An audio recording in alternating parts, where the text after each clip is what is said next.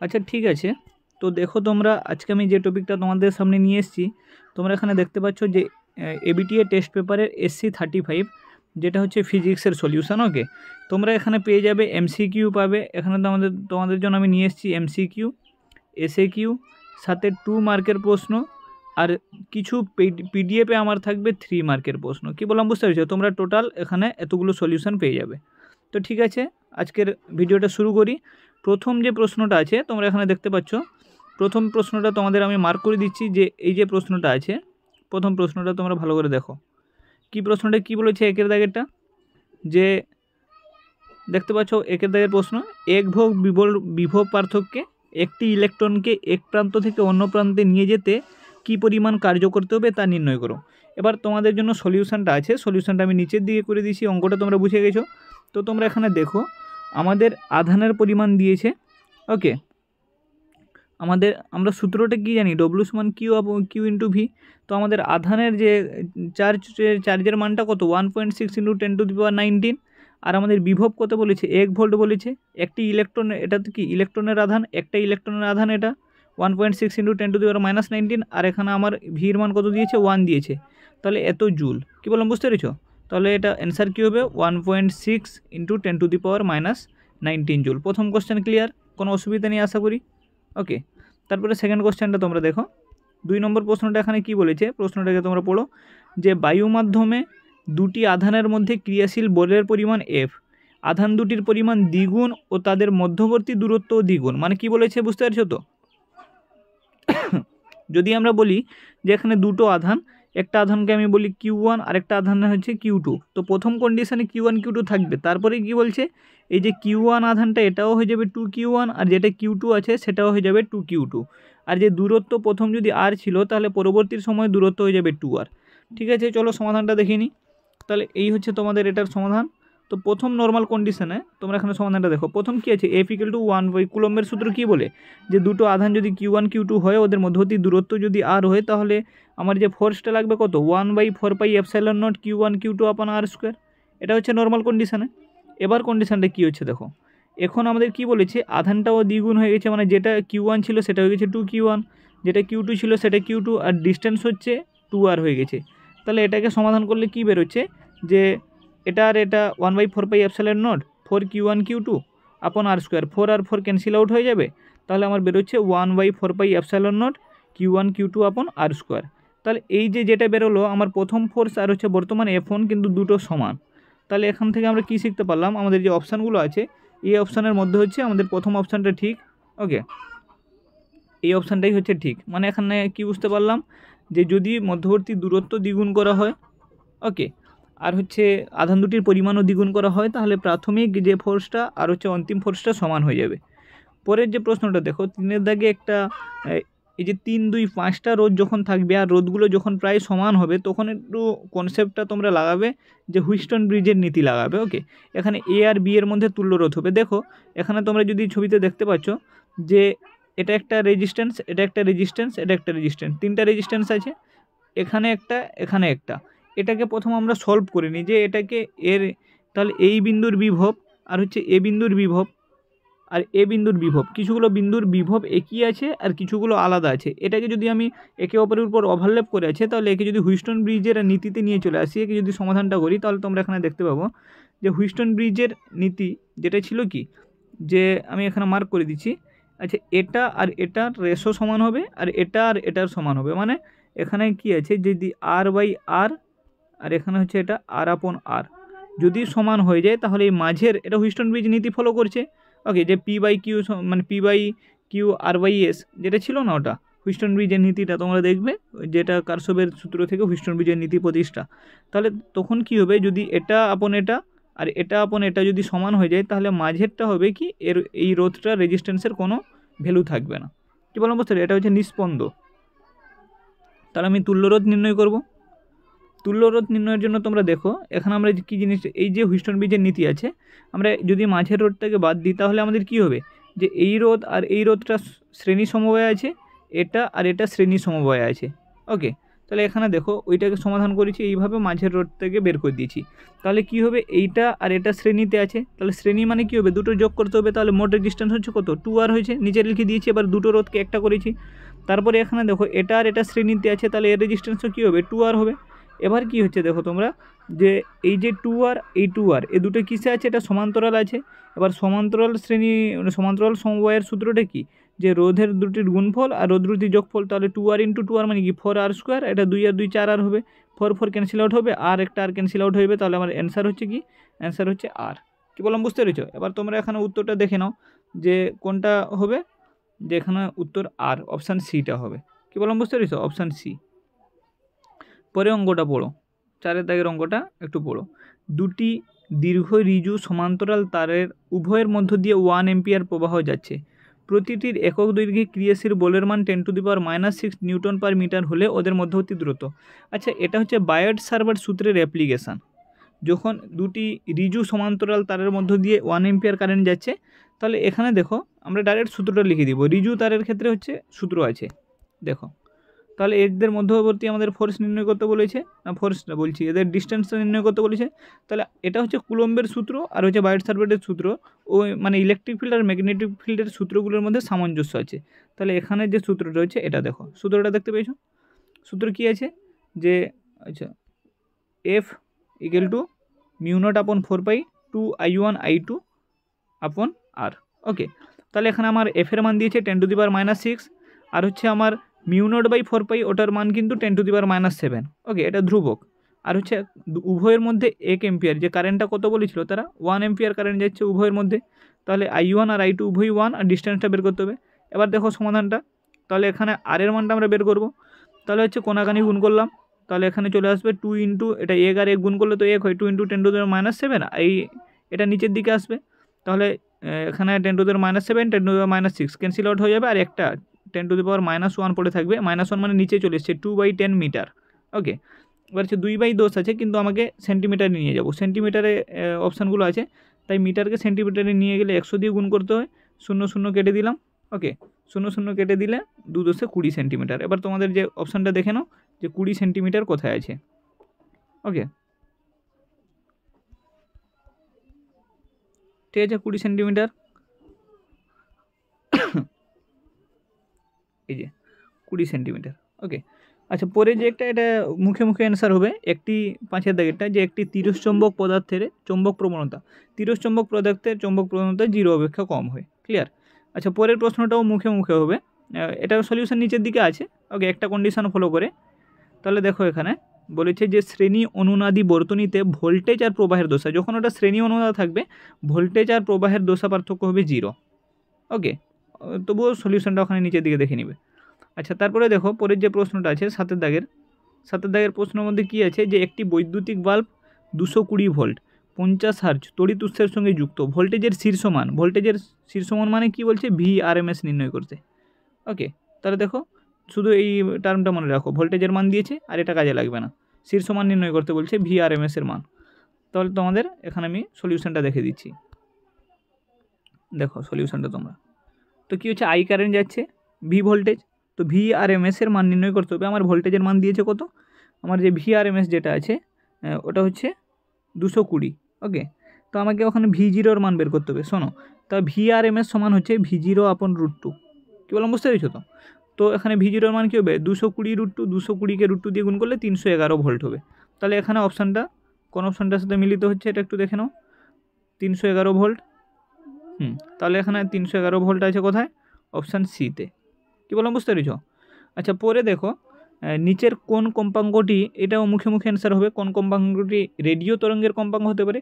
Radio তরঙ্গের কম্পাঙ্ক হচ্ছে, ওকে, তো এখানে তোমাদের আমি মার্ক করে দিয়েছি, রেডিও তরঙ্গের কম্পাঙ্কের যে মানটা আছে সেই মানটা কত, রেঞ্জটা কত থেকে কতর মধ্যে হয়। দেখো এই যে রেডিও তরঙ্গের কম্পাঙ্কের যে পাল্লা আছে 3 × 10⁻³ থেকে 3 × 10⁹। এবার এই রেঞ্জের মধ্যে যদি তোমার অপশান থাকে তাহলে ওই অপশানটাকে মার্ক করো।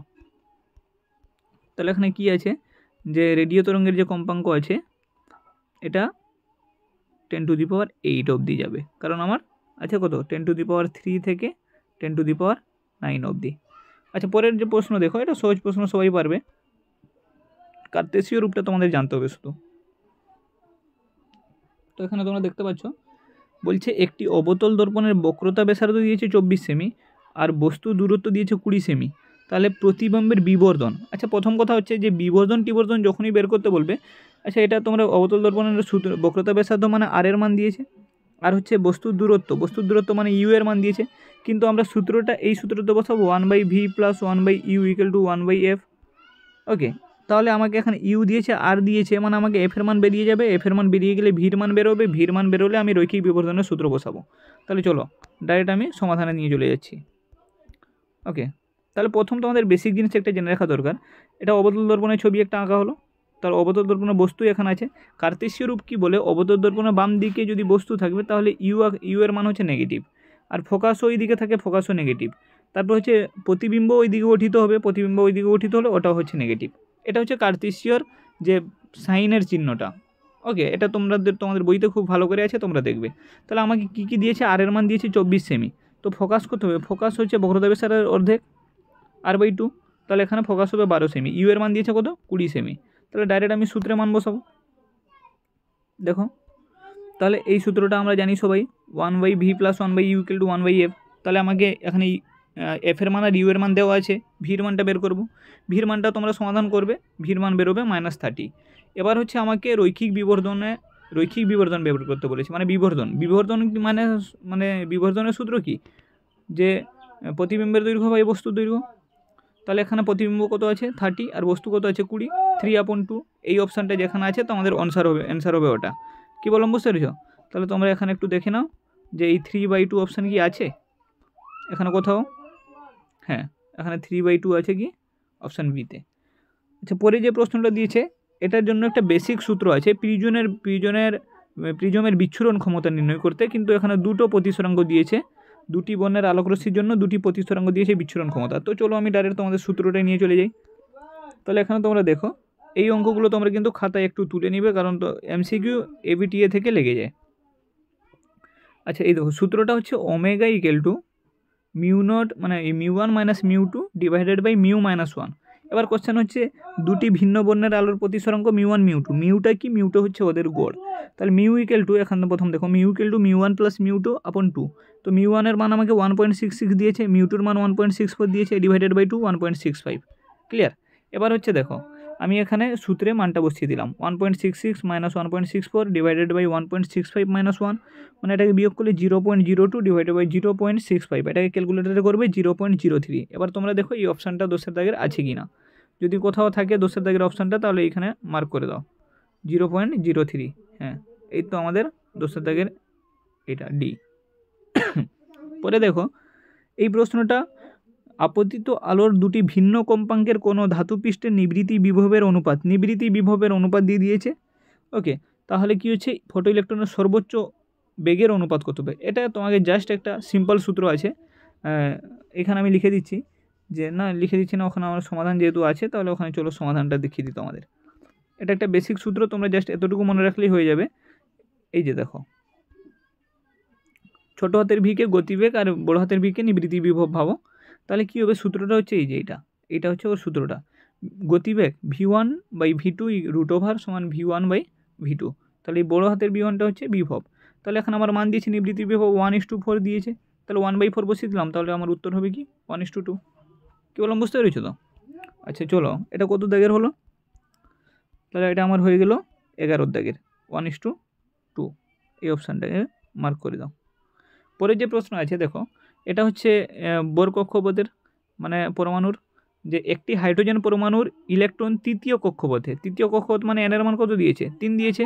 কৌণিক ভরবেগ মানে কি, এল এর মান বের করতে বলছে, সূত্র কি L = NH/2π। চলো সমাধানটা দেখিয়ে দিই 12 দাগেরটা। দেখো সমাধানটা, তো কৌণিক ভরবেগের সূত্র হচ্ছে কি এটা L = NH/2π।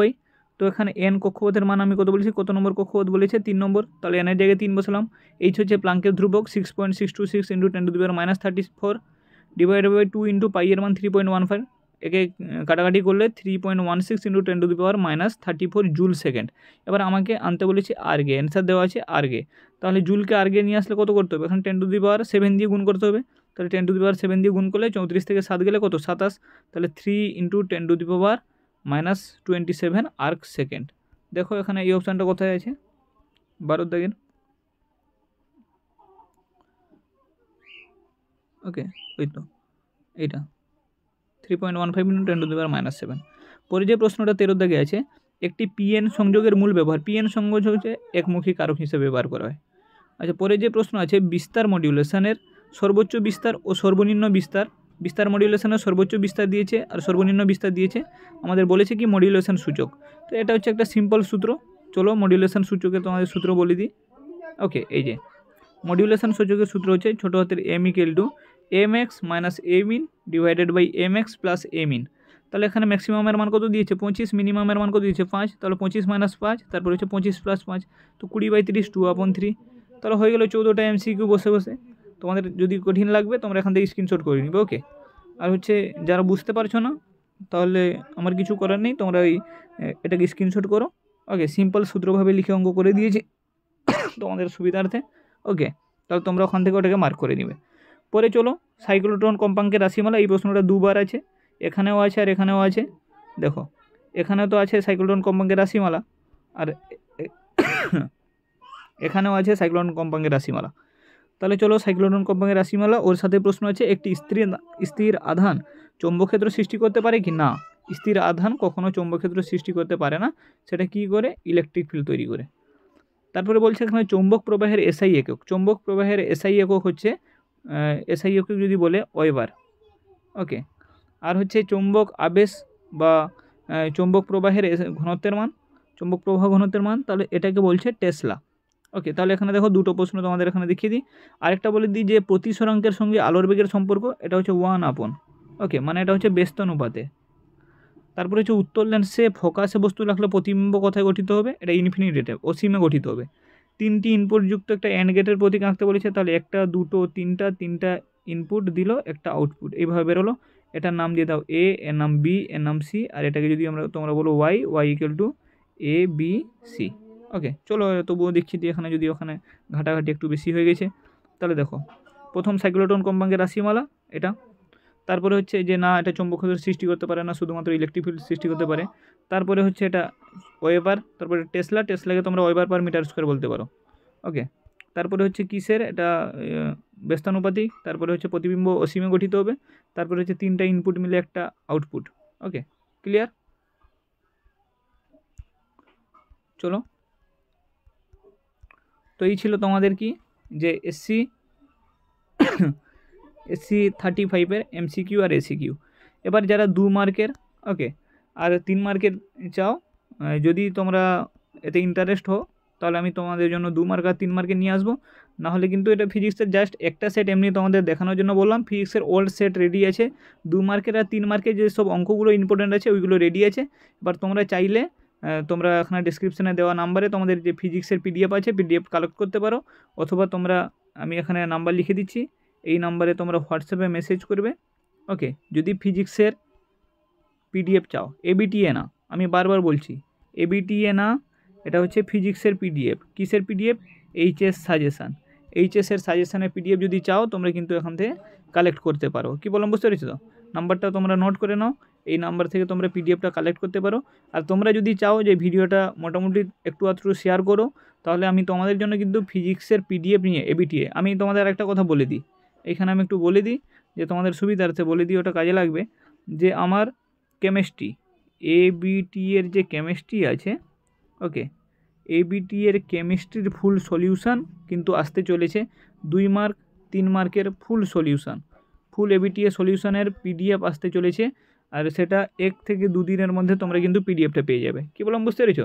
Chemistry PDF। তারপরে যদি তোমরা ফিজিক্সটাকে জোর দাও, তোমরা যদি এটাকে ভিডিওটাকে শেয়ার করো, তাহলে কি হবে, তোমাদের আমি ফিজিক্সেরও ABTA এর পুরো সলিউশান PDF কী হিসাবে PDF নিয়ে আসবো, আমার নিজের হাতের লেখা PDF।